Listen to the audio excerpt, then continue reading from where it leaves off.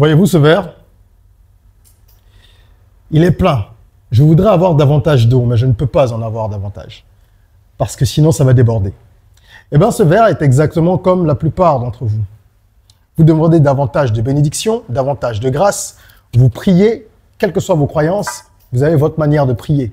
Peut-être que vous êtes pratiquant, ou alors vous faites de la méditation, vous faites de la visualisation. Dans tous les cas, nous nous en remettons tous à une force suprême. Mais pourquoi cette force suprême ne répond pas à nos prières, ne répond pas toujours? Ou pourquoi est-ce que parfois on a l'impression que c'est là? Bien sûr, parfois c'est pour nous protéger, car nos prières peuvent être contre-productives sans qu'on ne le sache. Mais il arrive aussi bien des cas dans lesquels ce que nous demandons, nous pouvons l'avoir. Et c'est bénéfique pour nous. Mais ça tarde à venir ou ça ne vient pas. Et on se demande pourquoi mes bénédictions sont bloquées, pourquoi ceci, pourquoi cela. Est-ce que les gens m'ont envoûté? Est-ce que c'est pas telle personne au village? Est-ce que c'est pas telle personne qui m'en veut? C'est pas toujours ça. Je ne dis pas que ces choses n'existent pas. Nous savons que le monde est mystérieux. Mais il y a une grande part de responsabilité que vous portez vous-même. Et je vais vous expliquer dans cette vidéo comment vous devriez prier. Et je mets le prier entre guillemets pour que vous sachiez dès le départ qu'il ne s'agit pas ici d'aborder les choses d'un point de vue religieux. Mais vous allez comprendre que la prière ne se déroule pas seulement au moment où l'on demande quelque chose, où on lit des psaumes, des sourates. Non, ça va bien au-delà de ça. Et si vous corrigez ce petit quelque chose dont nous allons parler, vous verrez que les choses vont changer très rapidement dans votre vie. Prenez de quoi noter, on en parle tout de suite. Je suis Régis Saizy, entrepreneur multipotentiel, conférencier, formateur et artiste. Je partage avec vous sur cette chaîne du contenu propulsif pour vous aider à rêver, oser et créer. Hello les rocks, j'espère que vous êtes solides. Moi, je suis en parfaite forme et je suis plein de gratitude envers l'univers et le Big Boss. Welcome on board. Si vous êtes là pour la première fois, ici on rêve, on ose, on crée. D'où notre mantra, soyons rock. Sur cette chaîne, nous abordons des thématiques variées mais complémentaires. Développement personnel, entrepreneuriat, éducation financière. Et le but, c'est vraiment d'aider chacun à rêver, oser, créer, à être rock donc et à accélérer sa croissance personnelle et professionnelle. Aujourd'hui, je vais partager avec vous mon avis sur un sujet qui est important. La prière. Comment est-ce qu'on fait pour accélérer ces bénédictions? Comment est-ce qu'on fait pour avoir davantage? Si vous êtes catholique ou chrétien en général, vous utilisez la Bible, vous priez. Si vous êtes musulman, vous vous en remettez à ce qui est dit dans le Coran, ce qui est prescrit. Si vous êtes juif, si vous êtes plutôt adepte de religion traditionnelle africaine, vous faites autrement. Mais malgré tout ça, même quand vous êtes assidu, vous n'avez pas toujours ce que vous demandez. Pourquoi? Et je répète, parfois c'est pour vous protéger. Mais nous n'allons pas parler de ces cas-là aujourd'hui. On va parler des cas dans lesquels ce que l'on demande peut être légitime, est positif probablement pour nous, mais ne nous est pas accordé ou tarde à venir. En réalité, il faut comprendre que la prière, ce n'est pas simplement de la communication avec Dieu. La prière, c'est aussi une action. Et c'est là que beaucoup de gens pêchent. Beaucoup de gens pêchent au moment d'agir. Vous demandez quelque chose et vous n'élargissez pas votre contenant. C'est là le gros piège. Et je vais vous donner plusieurs exemples de profils différents pour que vous compreniez. On a parlé de ce verre au départ. Aussi simple que cela puisse paraître. Et c'est vraiment banal. Il aurait fallu que j'ai un contenant plus grand, un verre plus grand pour avoir davantage d'eau. D'accord? Il faut que j'ai une tasse, un très grand verre, un bol, un seau, etc. Si je reste avec mon verre, comment est-ce que je peux espérer le remplir au-delà de sa capacité d'accueil? J'essaie de vous expliquer que votre capacité d'accueil, elle est limitée tant que vous ne faites pas un certain nombre de choses. Vous devez comprendre que la demande passive seule ne suffit pas. La demande passive, c'est la prière. Là, vous êtes encore dans la passivité. C'est important. Si vous le pratiquez, c'est que vous le jugez important, mais ce n'est pas suffisant. Il faut créer l'espace nécessaire pour que les grâces puissent arriver. On dit que les bénédictions d'en haut ne se posent pas sur le vide. Alors, si je prends un champ d'un hectare, vous allez cultiver, planter quelque chose, semer, entretenir ce champ jusqu'à la récolte. Mais est-ce que vous pourrez avoir des produits au-delà de ce que l'hectare peut contenir? Non, il va vous falloir prendre un deuxième champ. Comment est-ce qu'on transpose ça dans la vie de tous les jours? Il faut déjà que votre terrain soit prêt. Vous devez être prêt vous-même. Le terrain s'apprête. Quand on dit qu'il y a la nouvelle saison, qu'on va planter des tomates, tout ceci, cela, il faut préparer le terrain. Et une fois qu'on a préparé le terrain, il faut se mettre en action. Prenons le cas de quelqu'un qui cherche du travail, qui postule à droite, à gauche. Il n'élargit pas son champ à partir du moment où il ne postule, par exemple, que pour des postes relatifs à la filière dans laquelle il a étudié ou à son domaine de compétences. Et même quand il voit d'autres annonces, il ne postule pas en se disant « non, c'est pas possible ». Ou alors, on dit qu'il faut avoir minimum Bac plus 3 et parce qu'il a Bac plus 1, il ne va pas postuler. Ou alors, il faut Bac plus 5, il a Bac plus 3, il ne postule pas. Erreur monumentale. Vous ne bousculez pas les choses pour que les grâces vous soient données. S'il y a un poste en dehors de votre champ d'action, votre domaine de compétences ou de vos qualifications, mais qui est pour vous, qui est prévu pour vous, qui va vous ouvrir des portes, vous permettre de rentrer dans une boîte, même si ce n'est qu'une passerelle pour aller dans une autre boîte après, etc. Mais que vous ne postulez pas parce que vous avez peut-être étudié, je ne sais pas, action commerciale, et vous ne postulez que pour des postes dans ce domaine-là, alors que vous pourriez peut-être travailler au moins généraux dans une boîte ou à d'autres postes. Bien sûr, pas des postes techniques, vous n'allez pas faire marketing action co et devenir comptable, c'est pas de ça qu'il s'agit. Mais il y a une multiplicité de possibilités. Et donc, il faut apprendre à élargir le champ. Plus vous allez vous donner la possibilité d'accueillir des grâces importantes, mieux vous avancerez, au plus vite vous avancerez. Donc, il faut avoir cette audace-là et cette proactivité pour aller vite et aller au-delà de ce que l'on voit. Postuler également dans d'autres pays. Je vois plein de gens qui se plaignent, qui disent « je cherche du boulot depuis, je n'en trouve pas ». Déjà, ils ne postulent pas, comme je disais, pour d'autres postes.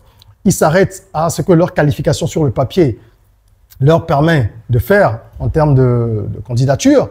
Et ils ne regardent pas dans d'autres pays. Si tu es au Togo, mais postule au Bénin, postule au Burkina, postule en Côte d'Ivoire. Fais des recherches de façon active. Ne te contente pas d'en parler autour de toi, de dire à quelques proches « oui, j'ai besoin en fait de ceci, de cela, d'un boulot, j'ai postulé, j'en trouve pas, ça fait 3 ans ». Est-ce que tu as cherché ailleurs sur Internet? Il y a des offres partout dans des pays voisins. Et bien plus loin, cherche dans des pays éloignés aussi. Beaucoup plus éloigné. Tu peux trouver du travail en Finlande, en Islande, en Norvège. Tu peux en trouver en Bulgarie. Et je le dis comme ça, certains vont se dire, oui, il faut pas déconner, mais moi, j'ai des cas de personnes qui sont rentrées dans, par exemple, de très grosses boîtes sans connaître qui que ce soit, à des postes incroyables et qui ne parvenaient même pas à réaliser qu'ils avaient pu être pris. Je connais des gens qui ont trouvé du boulot en étant en Afrique de l'Ouest, qui ont trouvé du boulot dans des pays arabes et sont partis. Et je parle de boulot correct. Je ne parle pas de gens forcément partis à l'aventure. Il n'y a pas que ça. Il y a des personnes qui vont occuper des postes d'une certaine envergure dans d'autres pays et qui font donc une migration qui est totalement légale. Donc, vous devez apprendre à élargir votre assiette, votre contenant, si vous voulez plus. C'est très, très, très important. Vous êtes dans une boîte, vous voulez une promotion. Est-ce que vous faites le nécessaire quand vous demandez à Dieu de vous accorder la promotion? Est-ce que vous prenez la peine, au-delà du travail que vous accomplissez tous les jours, de vous former, de vous inscrire en cours du soir pour avoir un nouveau diplôme? Parce que vous le voyez ou pas, quelque part, ce sont les codes dans le monde du travail, surtout dans les entreprises formelles. Vous êtes dans une multinationale, pour atteindre un certain niveau, il vous faut un type de diplôme, même si vous êtes très bon sur le papier, tant que vous n'aurez pas un MBA en ceci, ou fini votre master, ou ceci ou cela, vous allez plafonner, vous ne pourrez pas passer à l'échelon supérieur. Donc, personne n'ira faire les cours du soir à votre place. Ça va être pénible, ça va être dur, mais c'est ce qu'il faut. J'ai une amie qui, en 1 an et demi, a obtenu le poste qu'elle voulait. Elle bosse dans une cimenterie, enfin une boîte une très très grosse boîte dans le ciment. Et elle avait déjà un bon poste, elle voulait passer au niveau supérieur, elle s'est donné 2 ans. Elle a atteint son objectif en 1 an et demi. Elle a un enfant, elle est mariée, etc.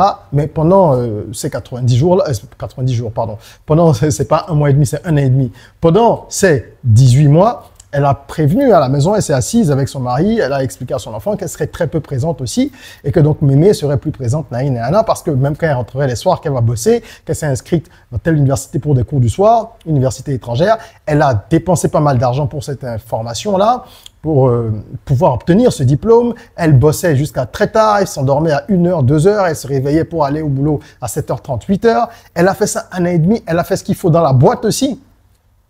Elle s'est valorisée, elle s'est fait voir de la bonne manière, etc., etc., etc. Donc, diplôme, plus investissement, plus lobbying et tout ce qui va avec, elle a eu la promotion. Et c'est ça, la prière, c'est également de l'action. Ce n'est pas uniquement des complaintes, ce n'est pas uniquement des louanges à chanter. Non, il faut agir. Un entrepreneur se retrouve dans la même situation si ses revenus stagnent et qu'il ne veut pas lancer une nouvelle activité, par exemple. Parce qu'il faut plusieurs sources de revenus. C'est d'ailleurs pour ça que mon e-book « 100 business rentable pour l'Afrique », je l'ai écrit. C'est pour permettre à ceux qui ont besoin d'une activité principale ou d'une activité secondaire de trouver des idées de business qui sont adaptées au continent africain. Si vous êtes intéressé par cet outil, regardez dans la description, vous trouverez un lien qui va vous permettre de l'acquérir. Et à l'intérieur, les 100 opportunités sont décrites de façon très claire, d'accord, et pertinente. Et pour chacune d'entre elles, il y a une vidéo complémentaire. Vous avez également un template de business plan qui vous est offert, hein, c'est le bonus, pour vous permettre de commencer à structurer le business que vous aurez retenu. Et il y a l'outil Pentapay, qui est une méthode que j'ai mise en place, qui est décrite aussi dans cet e-book-là, pour vous permettre de pouvoir évaluer la pertinence de l'activité que vous choisissez par rapport à plusieurs critères, 5 principalement. Donc c'est plus qu'un e-book. Déjà, l'e-book fait 212 pages, mais c'est beaucoup plus avec les vidéos complémentaires, la méthode Pentapay, le template de business plan, c'est un pack. D'accord? Donc vous pouvez l'obtenir en cliquant sur le lien à cet effet.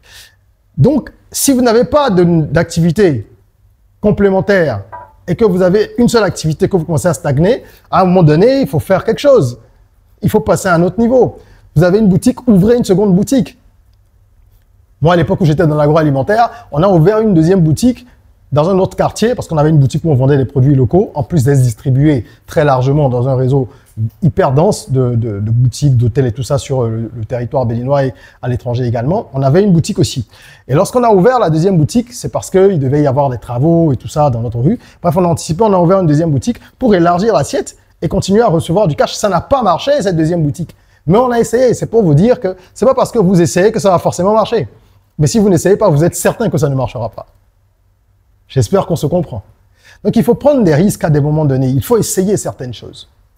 Il faut prendre les devants. Vous ne savez pas par où la bénédiction va passer pour venir. Ça ne veut pas dire qu'il faut tout faire en même temps, en désordre. Non, il faut être organisé, avoir un plan, savoir qu'on fait telle chose avant telle chose. Mais au-delà de la planification, il faut de la diversification. Et même dans la même activité, vous devez élargir les choses, élargir la gamme de produits par exemple, ou proposer de nouveaux services. Toutes les plateformes que vous utilisez sont en train de se développer tous les jours un peu plus. Prenez le cas de Facebook, de YouTube, peu importe où vous regardez cette vidéo. Il n'y a pas de semaine sans nouvelles fonctionnalités, mises à jour, etc. Parce qu'on essaye d'améliorer davantage pour attirer toujours plus. Je vous donne des exemples concrets pour que vous compreniez. Ce livre, par exemple, vous le voyez certainement à l'envers parce que là, je suis en mode selfie. Apprendre à entreprendre, c'est un guide pratique d'initiation à l'entrepreneuriat pour les jeunes, les adolescents, les étudiants, les primo-entrepreneurs, même des adultes de 30-35 ans l'achètent parfois pour comprendre quelles sont les étapes. Parce que le but, c'est vraiment d'inculquer les méthodes que l'on peut utiliser pour créer un business. Donc, il y a tout ce qui concerne l'entrepreneuriat et le leadership, développer le leadership chez les lecteurs, leur inculquer les bases de l'entrepreneuriat, stimuler leur créativité. Il y a des jeux dedans, des jeux cérébraux, des quiz, de l'interaction, des exos, etc. Et c'est un livre qui a très bien marché.